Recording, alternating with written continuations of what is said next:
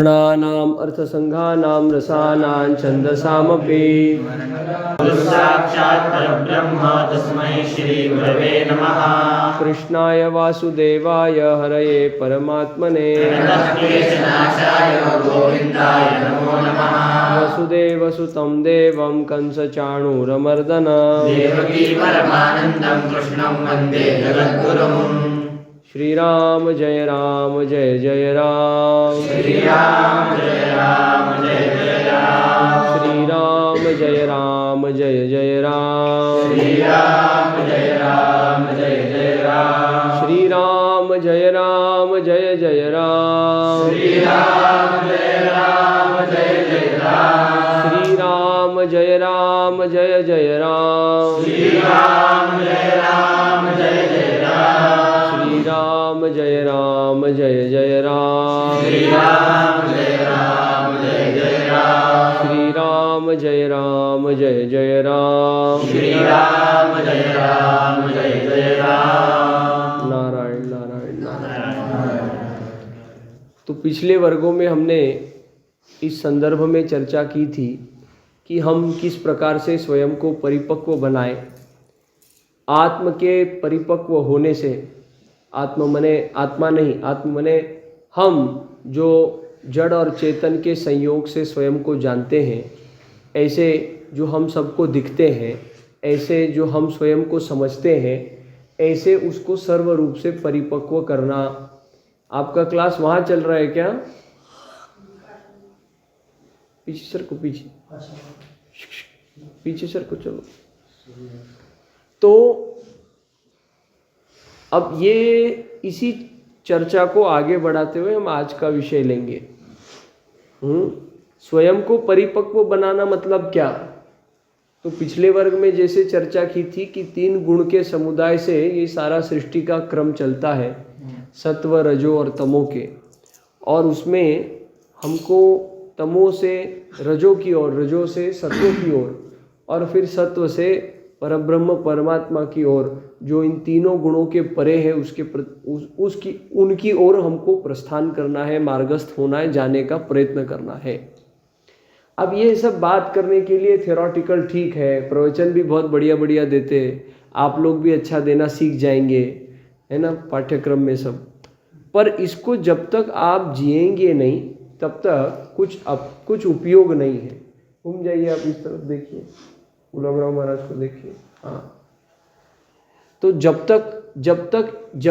तक हम उसको आचरण में लाएंगे नहीं, तब तक उसका कोई उपयोग नहीं है। इसी बात को स्वामी जी ने आज कहा था। बंद करो। इसी बात को स्वामी जी ने आज के उस कार्यक्रम में कहा था। दीक्षांत समारोह के कार्यक्रम में बोलते बोलते स्वामी जी ने इस बात का उल्लेख किया था कि हमारे यहाँ पर ज्ञान परंपरा की 3 स्थितियां अथवा 3 स्तर हैं। पहला स्तर है जिसमें खाली जानकारी प्राप्त करना है। जानकारी प्राप्त करना, जैसे आप वेदों को कंठस्थ कर रहे हैं, तो एक प्रकार की जानकारी है जो आपके आचार्य आपको निवेदित कर रहे हैं। आपका इसका स्वरूप अलग अलग हो सकता है। जब ताड़पत्री आदि लिपि की, पांडुलिपि आदि की पद्धति नहीं थी, तो श्रुति के माध्यम से, श्रवण के माध्यम से आप लोगों को यह जानकारी प्राप्त होती थी। अब ये भांति भांति के पुस्तकों के माध्यम से, सिलेबस के माध्यम से आपके लिए उपस्थित है अथवा आपके लिए सुलभ है। तो यह अब थोड़ा आधुनिकीकरण इसका अगर हो जाए तो ये सब आपके लिए अवेलेबल होगा। कहाँ पे? आपको ये सब इंटरनेट पे मिल जाएगा। सब चीज़ का PDF डाउनलोड करो, सबके हाथ में एक वो टैब दे देंगे, ऐसा देखेंगे। अब वैसे भी कर्मकांड के समय हम देखते ही हैं, आचार्य लोग मोबाइल फ़ोन का प्रयोग करते हैं और वो मोबाइल फ़ोन में ऐसा मंत्र पढ़ लेते हैं। ये आपको सबको देखने के लिए मिलता है। यहाँ का नहीं होगा, पर सामान्यतः बाहर यही है। जिन्होंने एक खाली अपना संहिता पूरा कर लिया और व्यापार में घुस गए, तो उसमें वो लगे हैं। अब वो ना तो कह नहीं सकते, यजमान को ना कहेंगे तो यजमान टूट जाएगा, इसीलिए सबको हाँ कहते हैं। और क्या करते हैं? पोथी लेकर के बैठना गलत नहीं है, पर वो आधुनिक पोथी लेकर के बैठ जाते हैं ना तो उसका उपयोग नहीं है, क्योंकि हमारी ये जो आधुनिक पोथी है जिसको मोबाइल कहते हैं, ये मोबाइल तो लोगों के सब जगह जाता है, मंदिर घर से लेकर के शौचघर तक सब जगह इसका प्रयोग लोग करते हैं। तो आप बताइए, आप अपना पुस्तक लेकर के शौचालय में जाते हैं क्या पढ़ने के लिए, समय बचाने के लिए? नहीं। क्यों? क्योंकि वह ग्रंथ पूजनीय है, वह केवल एक कागज का टुकड़ा नहीं है, परंतु वह साक्षात ब्रह्म का लिखित स्वरूप है। तो ऐसे मतलब यहाँ तक कि जो सिख परंपरा में ग्रंथ का इतना महत्व है कि गुरु ग्रंथ साहिब की ही वो पूजा करते हैं। उनके जो दशम आचार्य हुए, क्या नाम उनका? गुरु गोविंद सिंह। और उन्होंने क्या कहा कि अब यह जो गुरु ग्रंथ साहिब है यही आपके आचार्य हैं। तो उनके परमपद होने के पश्चात, उनके भगवद लीला में एक रूप होने के पश्चात, आज इतने सैकड़ों वर्षों के पश्चात भी वे लोग अपनी आचार्य परंपरा को एक ग्रंथ के माध्यम से संचालित करते हैं, उसके प्रति वे नतमस्तक होते हैं, उसको वो इतने इस पूज्य भाव से रखते हैं कि उसका आप साक्षात दर्शन करोगे तो आपको अनुभव आएगा किसी भी गुरुद्वारे में जाकर के। तो एक ये परंपरा है जहाँ पर उस ज्ञान गंगा को आप इस तरीके से पूजते हैं, और एक हमारी पद्धति है जो रोज दूषित होते जा रही है। इसको बाथरूम में लेकर के चले जाएंगे, इसके आधुनिक उपयोग को लेकर के प्रश्न नहीं है, परंतु कहाँ, कैसा, कितना, इसके ऊपर प्रश्न है। तो ये सब हम बात क्यों कह रहे थे, निवेदित इसलिए कर रहे थे, ये जानकारी लेने के सब साधन है। ठीक बात, ठीक बात। अब इसको कैसे पढ़ना चाहिए, इसको अपने भीतर कैसे इसका संचार करना चाहिए, अपने भीतर इसको कैसे प्रवाहित करना चाहिए, अपने भीतर इसका अनुसंधान कैसा होना चाहिए, ये सब आचार्य आपको सिखाते हैं। ये सीख जाते हैं और जब इसको आप यशस्वी पद्धति से कर सकते हैं उसको ज्ञान कहते हैं। इस स्वामी जी ने कहा उसको क्या कहते हैं? ज्ञान कहते हैं।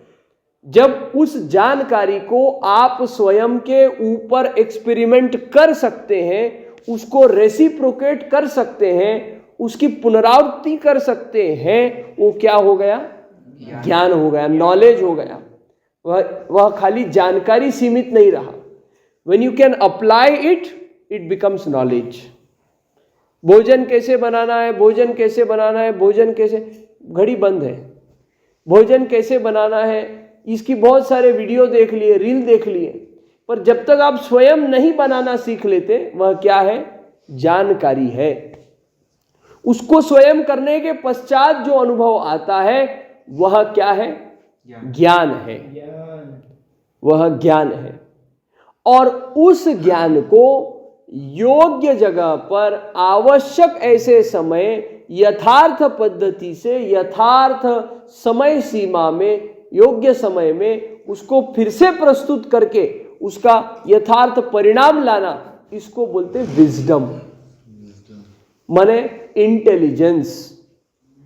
ये ज्ञान की तीसरी श्रेणी शिक्षा पद्धति की। पहला क्या है? जानकारी प्राप्त करना, इंफॉर्मेशन। सेकंड इज नॉलेज, है ना, उसका प्रयोग करना। और तीसरा उसको कब, कहाँ, कैसे, कितना, ये समझ करके फिर उसका प्रयोग करना। आवश्यक तब उसको फिर से उसको रेसिप्रोकेट करना, रिप्रोड्यूस करना, उस ज्ञान को ठीक ढंग से उस जगह पर अप्लाई करना। ये तीसरा उसको इंटेलिजेंस, उसको विजडम कहते हैं। ये तीन स्तर है। वो मैं अगले बार शब्द सोच करके आपको बताऊंगा। ईमानदारी से कहता हूं कि अभी मेरे को शब्द याद नहीं आ रहा है। तीन, उसको ऐसा समझ लो ना, ज्ञान की यथार्थता को सामान्य जीवन में जीना, यह उसका तीसरा स्तर है।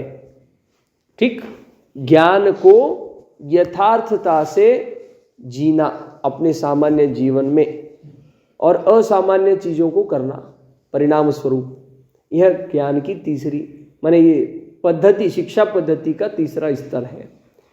अब आप लोगों ने ज्ञान प्राप्त किया, किया क्या? नहीं किया। आप लोगों ने क्या प्राप्त किया? आप लोगों ने जानकारी प्राप्त की, ज्ञान प्राप्त किया है। आप लोगों ने जानकारी प्राप्त की है। उस जानकारी का मोल आप नहीं जान रहे। हम आपसे प्रामाणिक बात कहते हैं, उस जानकारी का मोल आप नहीं जान रहे। उस जानकारी का मोल अगर जान लेते तो जिस प्रकार से मधुमक्खी मध को छोड़ करके और कुछ नहीं लेता, आप भी दूसरा कुछ ग्रहण नहीं करते अथवा उसमें आपको रस नहीं आता। वाह वाह। हम इधर पॉलिटिकल भाषण नहीं दे रहे। आपको विचार अच्छे लगे, आपकी उसकी प्रतिक्रिया, आपको अच्छा लगा इसकी प्रतिक्रिया, सबसे उत्कृष्ट प्रतिक्रिया क्या हो सकती है पता है? आप उसको अपने जीवन में उतारो। The best way to appreciate is to follow one. उसका अनुकरण करना, यह सामने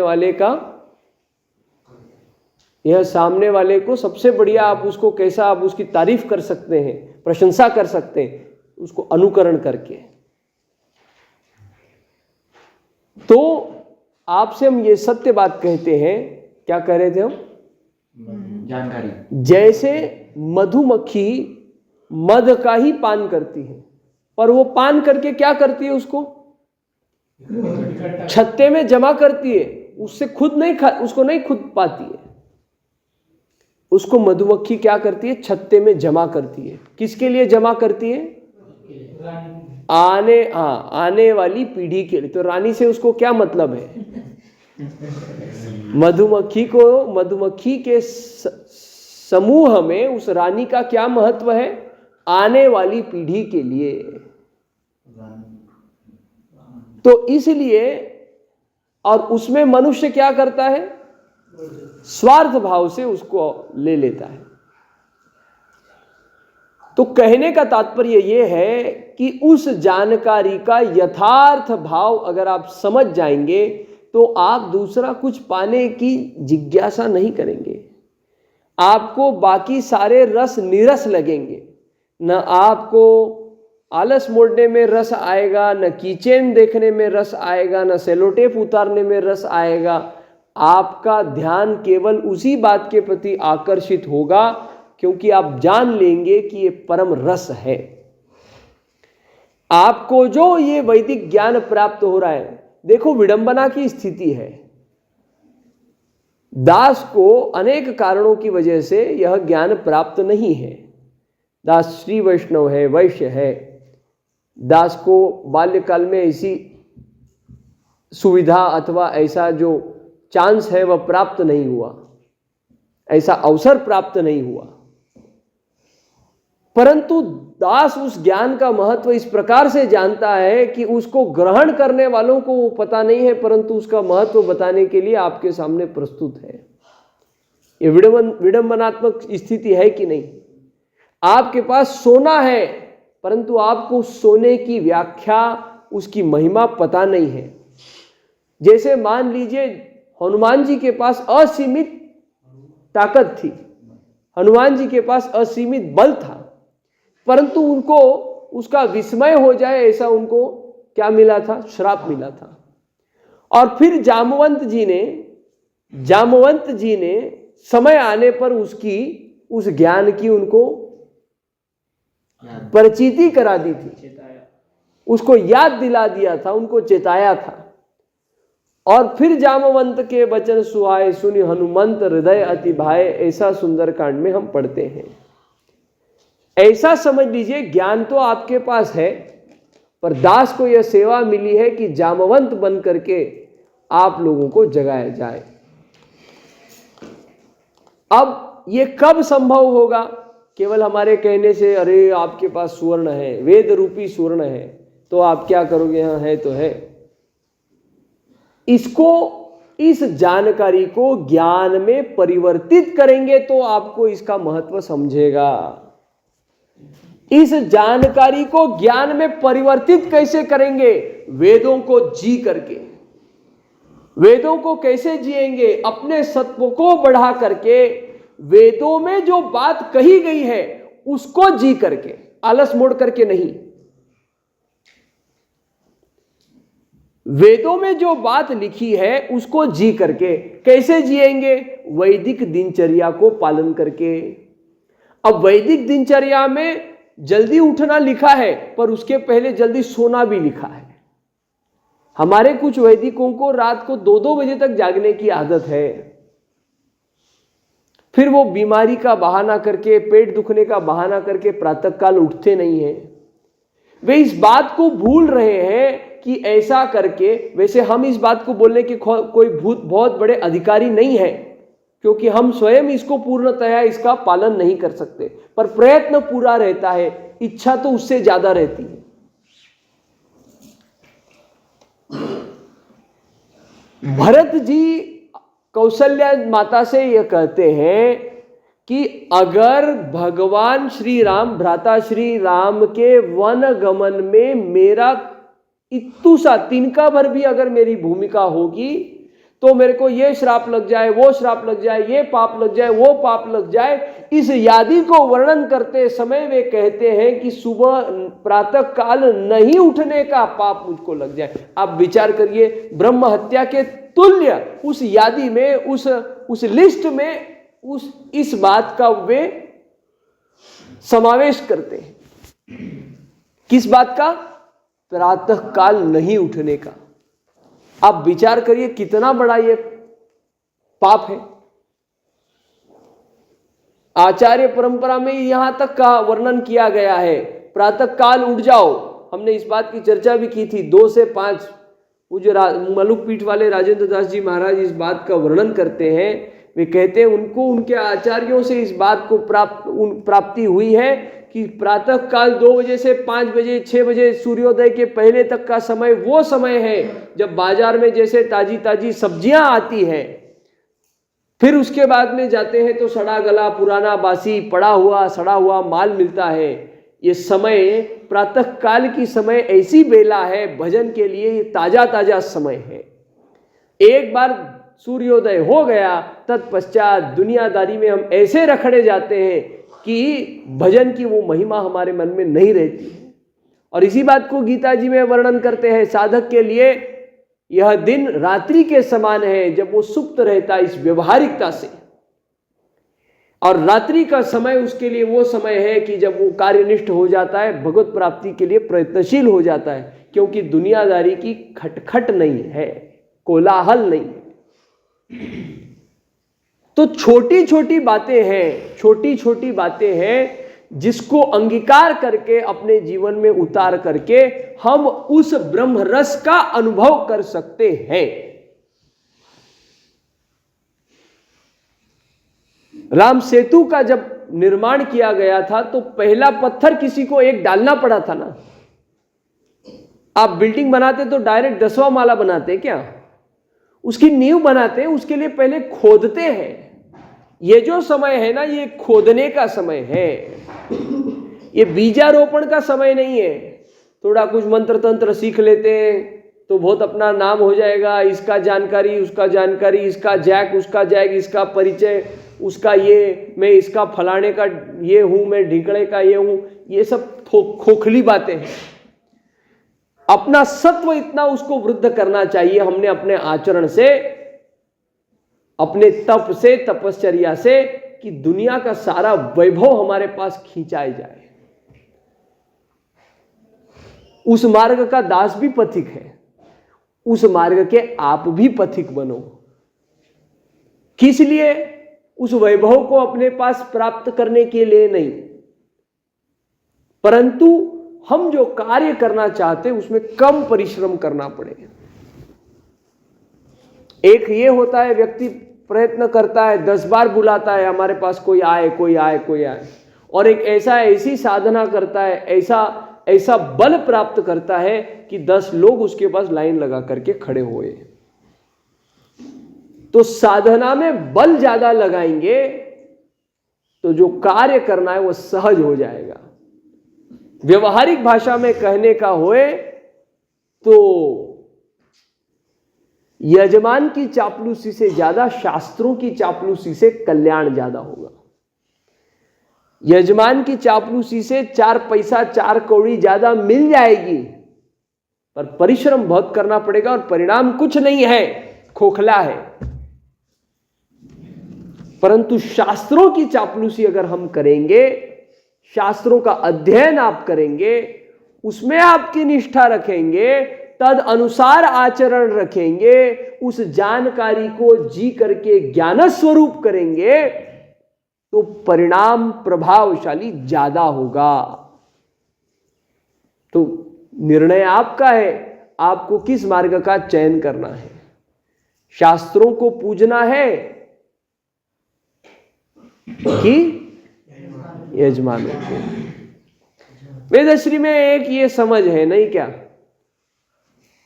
बहुत जतन किया जाता है उनका, ऐसी एक धारणा है हमारे वैदिकों के मन में, है कि नहीं है कि नहीं है? इतनी है कि हमारे कोई विद्यार्थी बाहर जाकर के कुछ खा ले अंड शंड तो उनको निकाल दिया जाए, या उनके ऊपर कड़ी कार्रवाई होए। और कोई अल्प बुद्धि वाला यजमान अगर उन्हीं वस्तुओं को ला करके दे तो विद्यार्थियों में वितरण होए कि नहीं, इस पे चर्चा होती है। अब क्या ये चर्चा का विषय है? यह विषय चर्चा का है ही नहीं। इसमें स्पष्ट मत है कि अभक्ष्य वस्तु का भक्षण नहीं होना चाहिए। अब कोई जहर लाके देगा तो प्यार में मैं तेरे लिए जहर भी पी लूं, ये सब फालतू की बात है। भगवान ने विवेक दिया है कि नहीं दिया है? आचार्य आज्ञा छोड़ करके माता पिता की जो व्यवस्थित उस विषय के जानकार हैं, अगर कोई गांव में व्यक्ति है, पढ़ा लिखा नहीं है, उसकी बुद्धी क्या सीमित है, काय नाही जास्तीत जास्त एक दुकान टाकून देऊ, आपला धंदा शुरू करू, इसके परे वह सोच नहीं सकता, क्योंकि उसको पता ही नहीं है संभावनाएं क्या क्या है। और ऐसी स्थिति में वो लड़का अगर माता पिता की कदाचित आज्ञा को उल्लंघन करके अगर वो विकसित होने का प्रयत्न करे, यथार्थ करे, पर उसको यथार्थ रूप से उनको कन्विंस करना चाहिए माता पिता को, तो ठीक बात। पर नहीं, माता पिता की आज्ञा है, भगवान ने पिताजी का शब्द पालन करने के लिए वनवास चले गए, राजपाट छोड़ दिया, हम भी सब छोड़ करके, पढ़ाई काम धाम छोड़ करके माता पिता की सेवा में लगे, ये यथार्थता नहीं है समय की सीमा, समय के अनुसार। और वैसा हो भी सकता है, पर उसमें स्वार्थ नहीं होना चाहिए। पुंडलिक जी के जैसी हमारी अगर माता पिता के प्रति धारणा होगी तो फिर कल्याण हो जाएगा। पर इस भयावह कलिकाल में जहां पिता पुत्र का वध करने के लिए तत्पर है और पुत्र पिता का 4 कौड़ी के लिए, 4 कोस जगह के लिए, 4 वस्तुओं के लिए, ऐसे समय में इन सिद्धांतों को कितना आप अप्लाई कर सकते हैं? नहीं कर सकते। तो उन सिद्धांतों को अपने जीवन में जी करके दिखाने की आवश्यकता है, तो सारा सत्व बढ़ेगा, कार्य होगा और हमारा तमोगुण कम होगा। ऐसा है, और उसको जी करके दिखाना पड़ेगा। अगर हम चाहते हैं कि कोई हमसे जय श्री कृष्ण करे, तो हम उसको जब मिलते हैं तो हमको जय श्री कृष्ण कहना पड़ेगा। अगर कोई चाहता है कि कोई हमारा आदर सत्कार करे, तो हम पहले जब उसको मिलते हैं तो हमको भी यथा योग्य नमस्कार करना पड़ेगा। हम ऐसा छाती तान करके चलेंगे, हूँ वैदिक हूँ, मैं ब्राह्मण हूँ, मैं ऐसा हूँ, मैं वैसा हूँ, तो बोलेगा तेरे घर पे। आज समाज ऐसा है। सामान्य समझ होने की आवश्यकता है। ताट बसा, सामान्य समझ होने की आवश्यकता है। और इसी सब चर्चा के श्रृंखला में आवश्यक है कि आप स्वयं को ज्यादा से ज्यादा मर्यादा पूर्ण बनाने का प्रयत्न करें। जो आप मंत्रों को पढ़ रहे हैं, दिनचर्या को पढ़ रहे हैं, उसको जीने का प्रयत्न करें। केवल पूजा पाठ करें, तिलक लगा दिया, बढ़िया 2 मीठा बोल दिया, यजमान खुश हो गया, दक्षिणा ज्यादा, ये सब खोखली बातें हैं। वारंवार इस बात का, इस उदाहरण का हम उल्लेख कर रहे हैं। इस प्रकार का आचरण सब्जी मंडी में जाकर के सब्जी के बदले में सोने को देने जैसा है। सब्जी के बदले में सुवर्ण को देने से सब्जी का मोल बढ़ नहीं जाएगा, परंतु सुवर्ण का मोल कम निश्चित हो जाएगा। इस प्रकार का आचरण आज के समय में चल रहा है। इसलिए स्वामी जी हंसते हैं ना, बहुत सारे गुरु हैं, चाहिए उसके पास चले जाओ, फैंसी सब करते, भगवा धारण करके वो सब लोग सब कुछ करते हैं, तो सबसे कलंकित वह हो जाएगा कार्य, और वह हो रहा है। एक समय था जब वेदव्यास जी को उस समय के आचार्यों ने प्रार्थना की थी कि वेदों का ज्ञान इतना विराट है, इतना फैला हुआ है कि इसको विभागतः क्रमतः लिखने की आवश्यकता है, ताकि उस पाठी के उस ज्ञान की शाखा के विद्यार्थियों को हम तैयार कर सकें और इस ज्ञान परंपरा को कायम रख सकें। तो उन्होंने क्या प्रार्थना करी कि आप इस प्रकार से इसको नियोजन करिए। फिर उन्होंने 4 वेद बनाए, 18 पुराण बनाए, उपवेद बनाए, उपनिषद बनाए और बहुत सारी चीजें करी। पर कहने का तात्पर्य क्या है, किस लिए किया ये सब? ये सब किस लिए किया?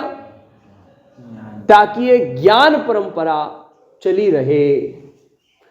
अब हम इसका उपयोग, और उस समय भयंकर अकाल पड़ गया था। अकाल पड़ गया था तो आचार्यों ने विचार किया अब क्या किया जाए। तो माया तो सभी समय में है। उस समय के कुछ आचार्यों ने धनवान यजमानों के विद्यार्थियों को धन के बदले में सिखाना आरंभ कर दिया था। ऐसे समय में जे हाडाचे मास्टर आए, जे उन्होंने इस बात को पूरे जोर शोर से प्रचारित किया कि हम धन के बदले में नहीं सिखा सकते, चाहे हम भूखे मर जाएंगे पर हम धन के बदले में नहीं सिखा सकते। ज्ञान का व्यापार नहीं हो सकता। ज्ञान का व्यापारीकरण होने के कारण सारी समस्या हुई है। 4 क्षेत्रों में व्यापार नहीं होना चाहिए। कौन कौन से? भोजन के, क्योंकि अन्न ये साक्षात ब्रह्म है। इधर भी हो सकता है ना, एक स्टॉल बाहर लगा दो, 100 रुपए थाली अनलिमिटेड, आप परोसो। हो सकता है ना ऐसा? क्या कह करके हो सकता है कि इसको बनाने में धन लगता है, तो उसको प्रति प्रश्न करना चाहिए कि हमारे ऊपर उपकार क्यों करते हैं भैया, भोजन का व्यवस्था करके पैसा ही लेना है। क्या ब्रह्म का कोई मोल हो सकता है क्या? अगर हम ब्रह्म का मोल कर रहे हैं भोजन इस स्वरूप में, तो हम वेद शास्त्र की व्याख्या को क्या कर रहे हैं? खंडित कर रहे हैं। हम ही उसको भग्न कर रहे हैं। तो हम पढ़ एक रहे हैं, पढ़ा दूसरा रहे और कर तो तीसरा ही रहे। इसलिए अपने सारे उपक्रमों में, अपने सारे कार्यक्रमों में कभी भोजन के ऊपर 1 रुपया नहीं लिया जाता। कोई यजमान होता है, सेवा करे, ठीक, नहीं तो हो जाएगा, नहीं हो गया तो कोई बात नहीं, 2 खड़ी शक्कर दे करके प्रसाद दे दो, लोगों को आना होगा तो आएंगे। जब आपकी भूमिका इतनी स्पष्ट, सटीक और सहज रहेगी तब तकलीफ बहुत हो जाएगी, पर वह तब इतना प्रबल हो जाएगा कि उसका परिणाम देखने तक, मतलब देखने के लिए कितना, जैसा शक्कर के पीछे चींटी लगती है ना, वैसा लोग आएंगे। ये याद रखना बात, यह बात याद रखना। और बहुत किंचित स्वरूप में क्यों ना हो, परंतु दास ने इस बात का अनुभव किया है। अडिग रहना चाहिए उस बात पर। परीक्षा तो होगी ना, जितना सोने को ज्यादा आप जलाओगे उतना ज्यादा वो चमकेगा, जितना आप हीरे को काटोगे उतना ज्यादा टोटल इंटरनल रिफ्लेक्शन होकर के वो चमकेगा। यह फिजिक्स का सिद्धांत है और यही जीवन का सिद्धांत है। अभी मजा करेंगे तो बाद में सजा मिल जाएगी, और अभी सजा को सहन करेंगे तो बाद में मजा हो जाएगी, और उसमें आपको मतलब भी नहीं रहेगा, क्योंकि आपको प्रक्रिया में इतना रस है कि परिणाम से आपको मतलब ही नहीं है। तो 4 चीजों के व्यापार की, एक भोजन साक्षात ब्रह्म है, वही जीवन है। जिस अन्न को हम ग्रहण करते हैं वही, उसी से हमारा शरीर पोषित होता है। तो अन्न साक्षात ब्रह्म है, उसका व्यापारीकरण देखो। इधर से निकलते हो तो बाहर एक गिलास पानी के लिए भी 10 रुपया लेता है आदमी।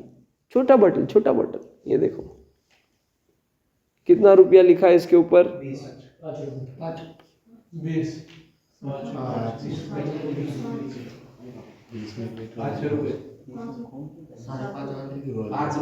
4 रुपया 50 पैसा, 4.5 रुपया। ऐसी स्थिति में आप किस मार्ग का चयन करते हैं, उस हिसाब से आपकी पात्रता का निष्कर्ष होता है। दूसरी क्या बात है जिसका व्यापार नहीं होना चाहिए? दूसरी यह बात है चिकित्सा सेवा। हमारे यहां पर जो भी आयुर्वेदाचार्य अथवा चिकित्सक हुए, वे कभी 1 रुपया धन नहीं लेते थे। और यह समाज का कंबाइंड कर्तव्य होता था कि समाज उनके घर को व्यवस्थित रीति से चलाए, उनका खूब मान होता। सुना है आपने रामायण में सुषेण वैद्य को भगवान ने कुछ दिया था?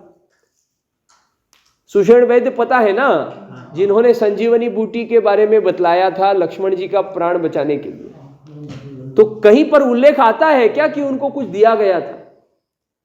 और वैसे उनके शास्त्रों में, आयुर्वेदिक शास्त्रों में, संहिताओं में वर्णन किया गया है कि वे जो पदार्थ मंगाते हैं उपचार के लिए, उसमें वो 10% 20% ज्यादा मंगाए, उससे उनकी उपजीविका चले। यह सिद्धांत रहा। जब से उसका व्यापारीकरण हो गया, विचार करिए, 1 गिलास पानी कोई आपके पास मांगने के लिए आएगा, आप नहीं सोचते कि इसको पानी को, जल को देने से मेरे को इसके बदले में क्या मिलेगा? क्या आप ये सोचते? नहीं सोचते। सहज अपना यह धर्म है भूखे को भोजन देना और जो प्यासे को है जल देना।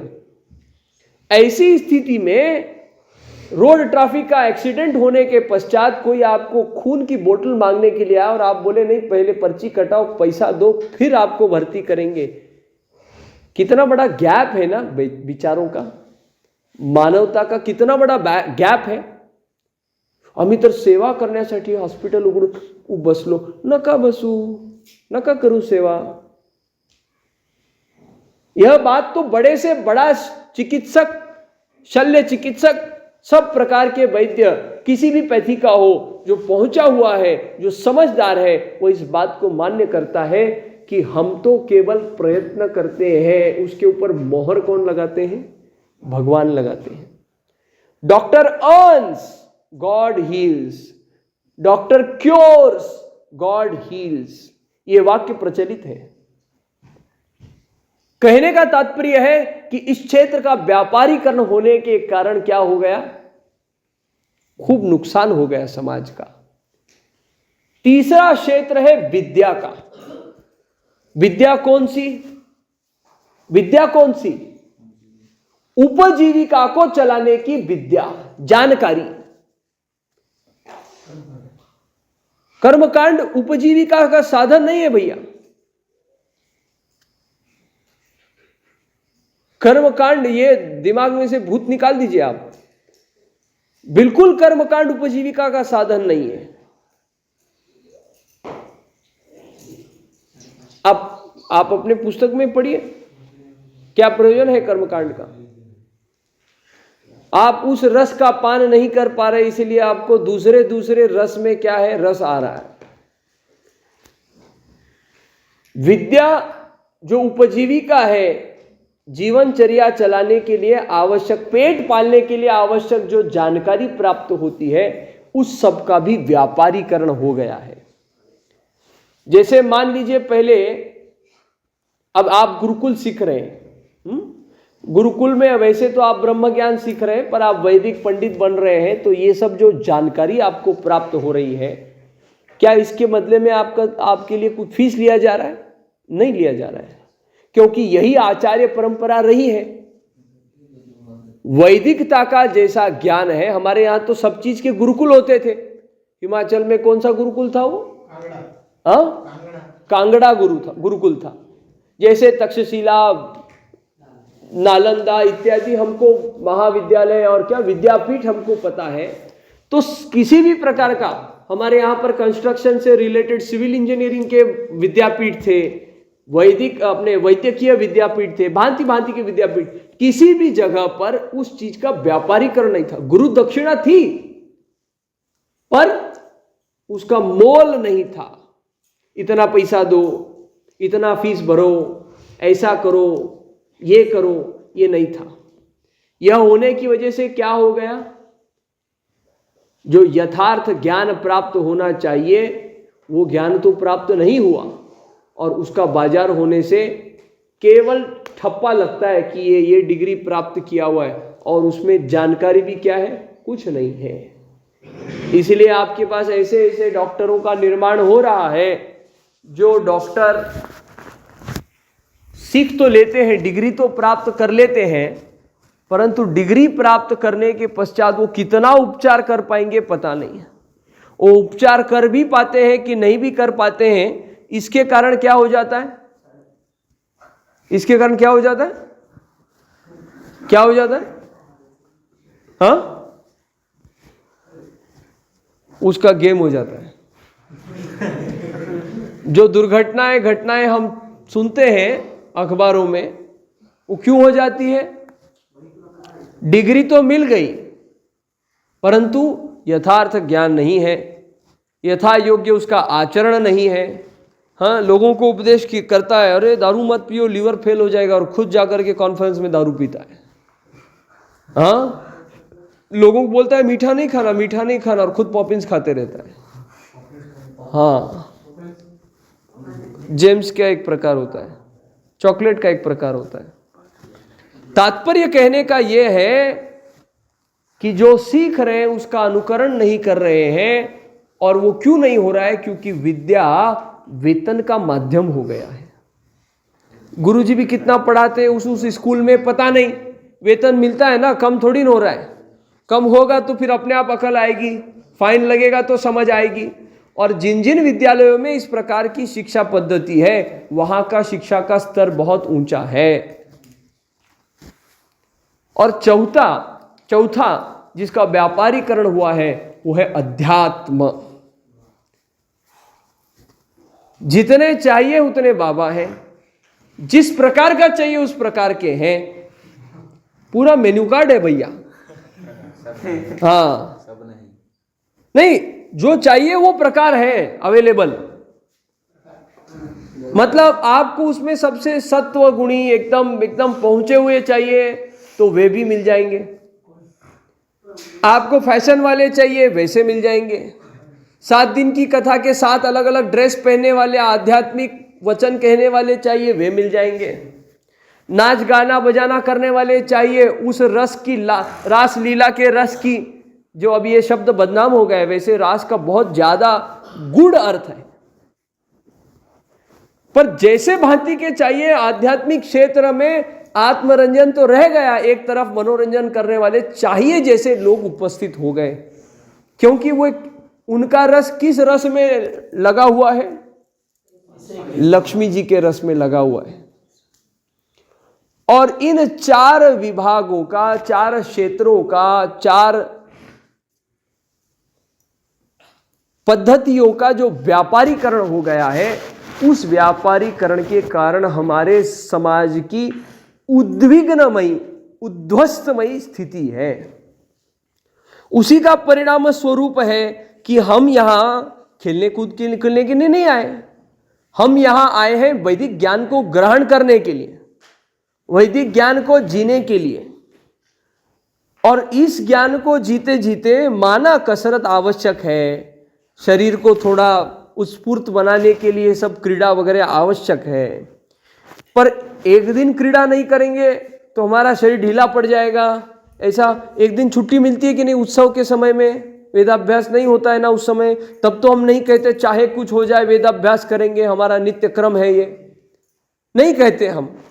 तो इससे क्या रिफ्लेक्ट होता है इससे यह रिफ्लेक्ट होता है कि हमारी प्रायोरिटी क्या है, हमने किन बातों का चयन किया है अपने जीवन में, इसका यह प्रस्तुतिकरण है, इसका यह प्रतिबिंब है। ऐसा है। अब आपको किस मार्ग का चयन करना है वो आप निश्चय करिए। आपको इस अद्भुत ज्ञान का उपयोग खाली 4 कौड़ी कमाने के लिए, 4 लोगों में नाम करने के लिए अगर करना है तो यह आपके बुद्धि की इससे ज्यादा कोई गरीबी नहीं हो सकती। क्यों नहीं हो सकती? क्योंकि इस ज्ञान को प्राप्त करके, इसकी साधना करके लोगों ने खुद को और समाज को तारा है। ऐसे इस ज्ञान को लेकर के अगर आप 4 लोगों में अपनी हवा करना चाहते हैं तो यह आपका दुर्भाग्य है कि आप ये समझ नहीं पाए कि राजा हो या रंग, सभी की गति वही है। 2/6 की जगह में ही उसको अग्नि संस्कार होगा। तो आप नाम किसके सामने करना चाहते हैं? आप नाम किसके सामने करना चाहते हैं?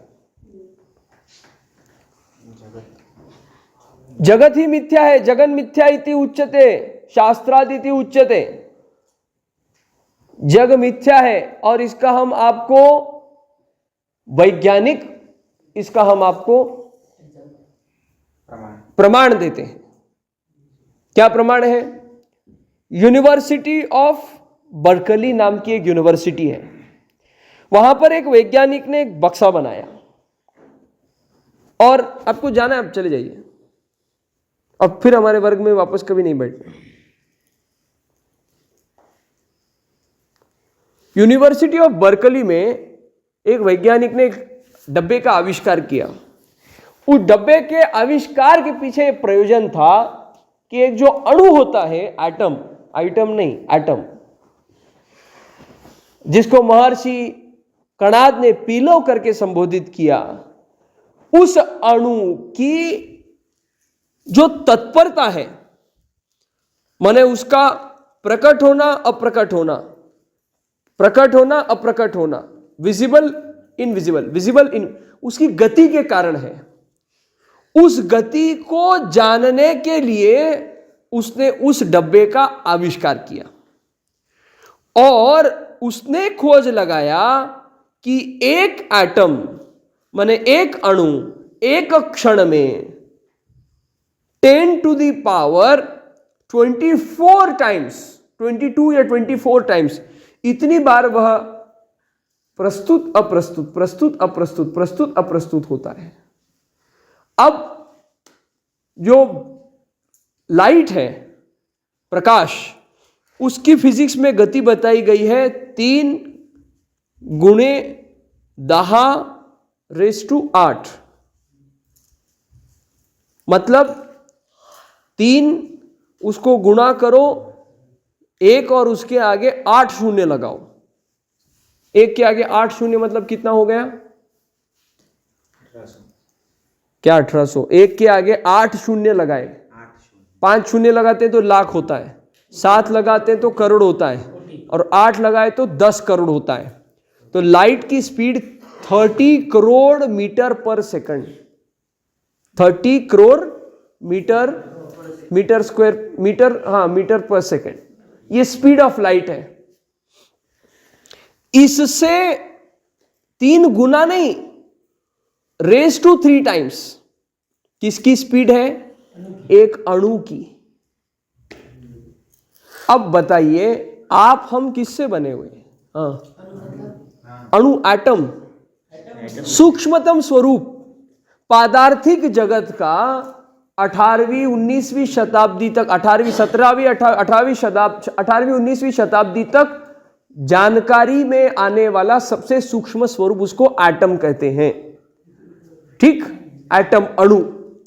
और उससे फिर अंदर उसके भी भाग होते हैं, प्रोटॉन, इलेक्ट्रॉन, न्यूट्रॉन, और भी सब भाग होते हैं, उसके भी सब पार्टिकल्स हैं। बहुत विज्ञान ने प्रगति की है, क्वांटम फिजिक्स का सब विज्ञान है। वो सब के डिटेल में न जाते हुए कहने का तात्पर्य इतना है कि इतना ज्यादा उस एटम की गति है। और स्थूल शरीर से, स्थूल ये दिख रहा है जो शरीर है, दिखने वाला जगत में सब कुछ, न दिखने वाला भी, पर दिखने वाला सब कुछ, ये किससे बना हुआ है? सूक्ष्म स्वरूप में एटम से, अणु से बना हुआ है। जैसे अब ये दीवार है, अब ये दीवार में बहुत सारे क्या लगे हुए? वीट माने क्या बोलेंगे उसको? ईंट, ब्रिक्स, ईंट। हाँ, ये ईंटों से ये पूरी दीवार बनी हुई है। अब इसमें देखो दिख रही है क्या ईंट कहाँ कहाँ है? क्योंकि इसके ऊपर क्या लगा दिया, सीमेंट को पोत दिया। आप शालेय बच्चों के जैसा व्यवहार न करें। आपको कुछ समझदारी है, इस प्रकार का आप आचरण करेंगे तो आपकी लज्जा बची रहेगी, नहीं तो आप विदूषक के पात्र बन जाएंगे हमारे वर्ग के। और हम हर वर्ग के बाद फिर एक एक विदूषक को आमंत्रित करेंगे सबको आह्लादित करने के लिए। तो ये दीवार में आपको ईंटें नहीं दिख रही, क्योंकि उसके ऊपर क्या है, सीमेंट का लेयर है, फिर कलर का लेयर है। ठीक बात। उसी प्रकार से ये चमड़े का लेयर है। ये चमड़ा भी किससे बना हुआ है, हमारा अणु से ही बना हुआ है। प्रत्येक दिखने वाली वस्तु अणु। अब वह अणु एक क्षण में इतनी बार प्रस्तुत अप्रस्तुत, प्रस्तुत अप्रस्तुत, विजिबल इनविजिबल हो रहा है। इसका तात्पर्य ही क्या है? अच्छा, ये पंखे में कितना पट्टी है? 3। इसको चालू कर देंगे तो चालू करना है पंखे को। प्रयोग करो ना, आपको दिखा देते हम जो कह रहे हैं। एक पे चालू करना, उसको एक पे चालू करो। हाँ, वो ठीक है, वही चालू करिए। एक ही चालू करिए और वही करिए। आपको क्या करना है? कौन सा चालू है? ये दिख रहा है क्या, चालू वाला? अब उसमें कितनी पाती दिख रही है बीच वाले में? 3। वो आपको चश्मा है ना, इसलिए 6 दिख रही है। इसमें हमको पाती नहीं दिख रही है। हमको यह तो पता है कि कुछ इसमें लगा हुआ है जो घूम रहा है, परंतु हमको ये नहीं पता चल रहा है कि ये संख्या कितनी है। अब इसको फास्ट कर दो 5 पे। अब ये ऐसा लगता है कि एक प्लेट ही है, ऐसा भास होता है कि एक प्लेट ही है जो बीच में से गोल गोल घूम रही है। अगर उसके ऊपर लाइट लगा देंगे तो आपको एक प्लेट के भांति लगेगा, ऐसा लगेगा कि एक प्लेट है। अब बंद कर दो। अब इसमें यह बात है कि बाहरी जगत को देख करके अनुमान लगाने वाला क्या कहेगा, यह शरीर ही क्या है, सब कुछ है। और वही व्यक्ति क्या करेगा, यह प्लेट है, घूमने वाली प्लेट है। समझ रहे? पर इसको नहीं समझ रहे। वो प्लेट जैसा दिखता है, ये तो ध्यान में आया। अब आपने उसको कभी रुकी हुई स्थिति में देखा ही नहीं, तो आपको क्या लगेगा, ये तो प्लेट ही है। तो इसके परम ज्ञान को नहीं जानते हुए सूक्ष्म स्वरूप में इसमें सच्चिदानंद ब्रह्म का स्वरूप आत्म तत्व है, यह न जानते हुए बाहर से क्या दिख रहा है, ये शरीर है, यही सब कुछ है। ऐसा वो पंखा नहीं है, उसमें 3 पाती नहीं, उसमें खाली प्लेट है, ऐसा कहेंगे लोग। अब वो संख्या गिनो, रुक जाएगा तो क्या मालूम पड़ जाएगा। अब ये जो रेगुलेटर है ना, कि इसको कितना चलाना, कैसे देखना, ये क्या है, यही ज्ञान है। यह आचार्यों द्वारा प्राप्त होता है। तो ज्ञान प्राप्त होने के पश्चात उस स्थिति का दर्शन करने के लिए हम साधना करते, उस ज्ञान को, जानकारी को जीने का प्रयत्न करते, वही ज्ञान है। और उसको परीक्षण करने के पश्चात, उसमें परिपक्व होने के पश्चात हम समाज में उसको देते हैं। अपनी नौका को परिपक्व बना करके उसमें और लोगों को ले जा करके उनको पार लगाने का सामर्थ्य आप प्राप्त करते हैं इस वैदिक परंपरा से। यह वही परंपरा है जैसा ये पंखे का ज्ञान इंजीनियर वाला बताता है। अब कोई घूमता हुआ सामान्य व्यक्ति, ये का है प्लेटस फिरता है, ऐसा वाटता है, ऐसा बोलेगा वो। उसकी शैली में वो बोलेगा कि ये प्लेट घूम रहा है, ऐसा उसको लग रहा है। आप समझ रहे हैं? अब मूल जो हमारा उदाहरण था, उस मूल उदाहरण के पास आते हैं। ये घूम रहा है। अब यहाँ पे 2 टीम बन गई। एक टीम बन गई जो कह रही है घूम रहा है तो प्लेट है, दूसरे ने कहा नहीं, हमने देखा ये 3 पाती है। तो प्लेट बोलने वाला बोलेगा सिद्ध कर, कैसे करूं? तो आप प्रयत्न क्या करते हैं, बोलते इधर से एक बंदूक से गोली चलाओ और गोली जाओ, देखो अगर पार हो गई इसका मतलब इसमें गैप है, जाने के लिए गैप है। प्लेट में गैप थोड़ी ना होगी, ऐसी गोली है जो प्लेट को आर पार नहीं कर सकती, पर गैप रहेगी तो चली जाएगी। कोई वस्तु फेंक दो, पर उसकी गति इतनी ज्यादा है कि आप कितना भी, आपकी स्पीड कम है और उसकी गति ज्यादा है। उससे क्या हो जाएगा, आप फेंकोगे तो वापस नीचे आएगा, वो वापस नहीं। पर क्या आपकी गति कम होने से यह सिद्ध होता है कि वह प्लेट है? नहीं, वे तीन पाती ही है। उसके लिए अपनी गति बढ़ानी पड़ेगी फेंकने की वस्तु को। उसी प्रकार से ज्ञान से अपना स्तर बढ़ाना पड़ेगा। ज्ञान से अपना स्तर बढ़ाएंगे तब उस सच्चिदानंद घन परब्रह्म परमात्मा को यथार्थ स्वरूप से हम देख पाएंगे, अन्यथा नहीं। सामान्य व्यक्ति जगत को ही सत्य मान करके, भोगवाद में लग करके, शरीर सुख ही परम सुख है, ऐसे चार वाक्य फिलॉसफी में लगा हुआ रहता है। जैसे आप क्रीड़ांगण में शरीर ठीक रहेगा इस बुद्धि से क्रीड़ा नहीं करते, खुशी होती है, अच्छा लगता है, मैंने आउट कर दिया, मैंने कैच पकड़ लिया, मैंने सिक्स मार दिया, बाबा जी का ठुल्लू दिखा दिया, इस बुद्धि से आप जाते हैं। क्रीड़ा करना कोई गलत कार्य नहीं है। शरीर को स्वस्थ रखने के लिए मैदान में जाकर के, क्रीड़ांगण में जाकर के क्रीड़ा करना यथार्थ है। समर्थ रामदास स्वामी महाराज ने कहा है, प्रत्येक दिन सूर्य नमस्कार करते थे। कितने कितने हजार सूर्य नमस्कार करते थे, 1200 सूर्य नमस्कार करते थे। पर वे ऐसा बालिश बुद्धि का प्रचार नहीं करते थे।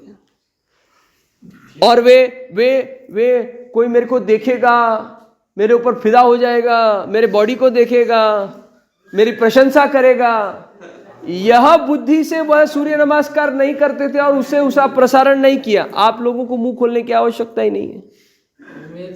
आप वो देख लिया तो आप, अगर आपने प्रतिक्रिया दी, इसका मतलब आप में दोष है। आपको गधा कह दिया, आपको बुरा लगा, गधा है तो बुरा लगेगा ना, नहीं है तो नहीं लगे, देखेगा इधर है कोई गधा नहीं है, उधर है देखेगा, मेरे तो सींग पूंछ नहीं है, कुछ गधे को होता है वैसा कुछ नहीं है। मतलब क्या, सामने वाले के नजर में खोट है, मेरे में तो कुछ खोट नहीं है। ये स्वाभिमान तो है आपको। आप सीख रहे हैं वैदिक ज्ञान और आपका आचार विचार अगर सामान्य बालकों जो पाश्चात्मिक ज्ञान ले रहे हैं, जानकारी ले रहे हैं, उनसे भी अगर आपका स्तर विचार का, आचार का निचला है तो यह बहुत बड़ी खोखली बात है। खोखली, हॉलो, पोकड़। ये देखो, ये आचरण सिद्ध करता है। प्रत्येक बार दास परीक्षा लेता है और आप उसमें विफल हो जाते हैं। गोरा कुंभार को कहा था ना मौली ने, मार करके देखो, बोला तो सब संतों को मारा। ऐसा हाँ, खड़ा पक्का है कि नहीं? तुकाराम महाराज को मारा, बुरा लग गया। बोले वो कुम्हार साला, वो मेरे को मार के देखेगा, मैं ब्राह्मण देवता बराबर नहीं।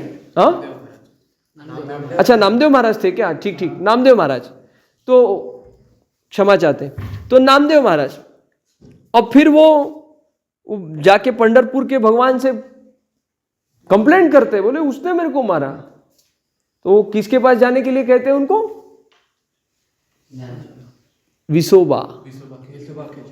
विसोबा खेचर के पास जाओ कहते हैं। विसोबा खेचर शिवालय में सोए हुए रहते हैं, विश्राम कर रहे होते हैं, और उनके चरण कहाँ होते हैं? शिवलिंग के ऊपर होते हैं।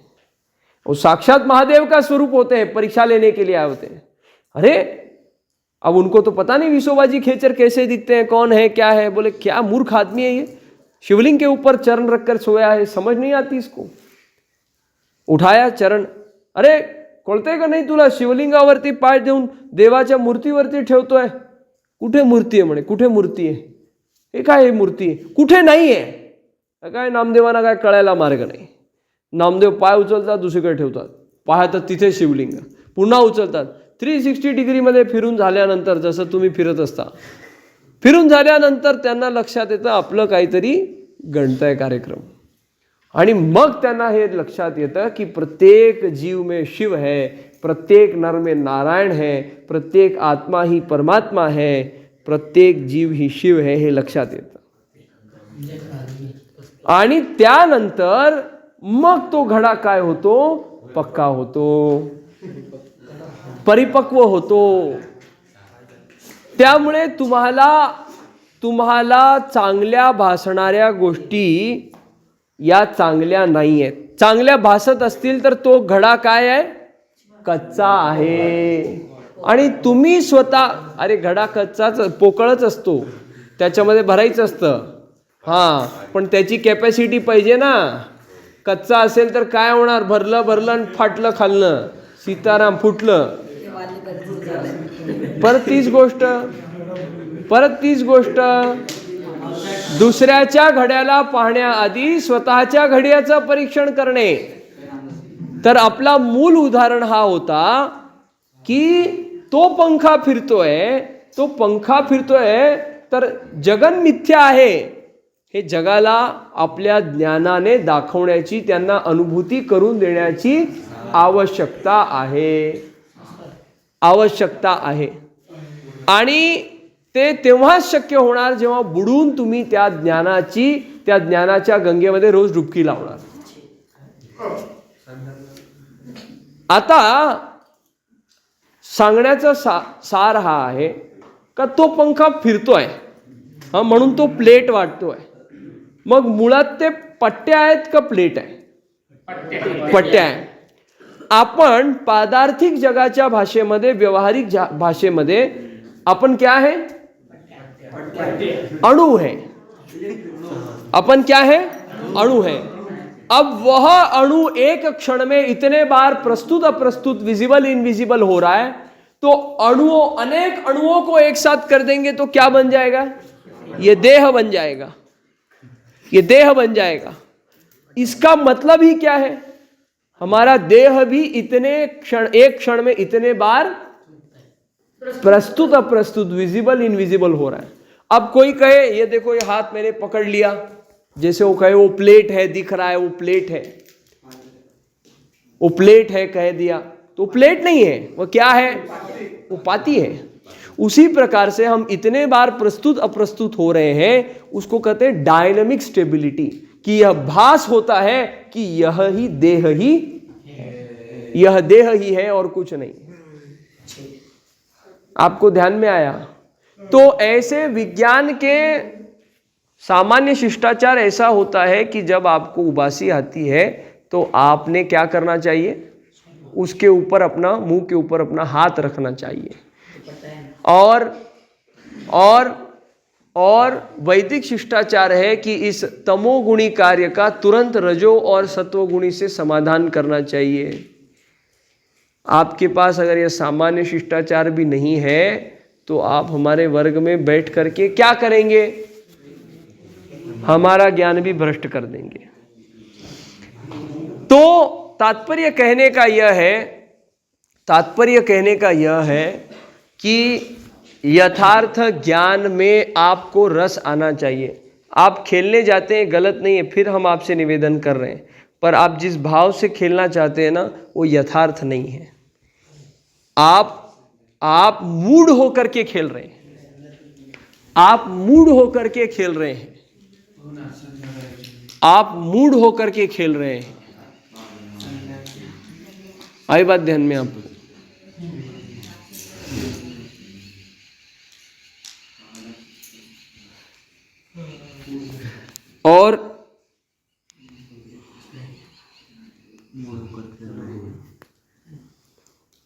और इसलिए आवश्यक है कि आप जो सीख रहे हैं उसका आप अर्थ समझो, आप उस बात को जानो, जीने का प्रयत्न करो, तो आपका कल्याण होगा.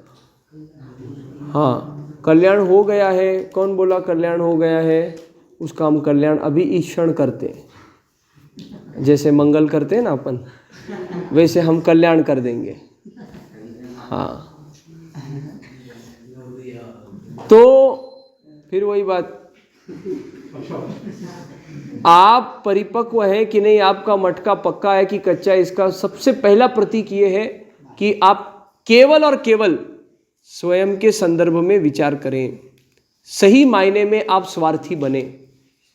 हाँ, स्वार्थी सही मायने में, मैंने विशेषण दिया है उसके लिए. सही मायने में स्वार्थी बनना क्या है?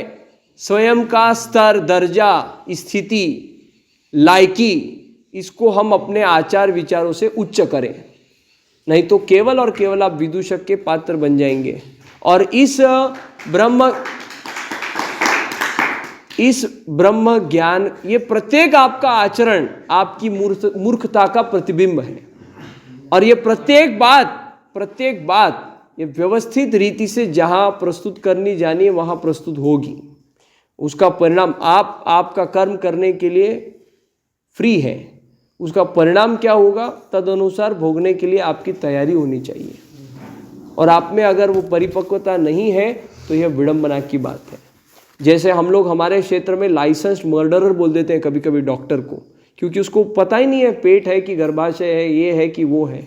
वैसे आप मंत्र तो जानते हैं, पर बंदर के हाथ में तलवार दिए जैसा काम हो रहा है कि आप उसका आचरण नहीं कर सकते।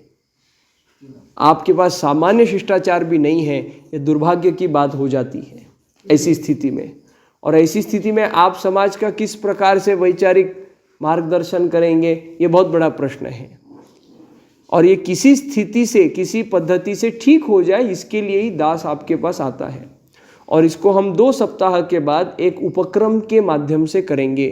वह उपक्रम होगा भोज उत्सव। भोज उत्सव वो जब होगा तब आपको पता चल जाएगा। ठीक बात। तो आज के सत्र को हम यहीं विराम देते हैं। जय जय राम कृष्ण हरि।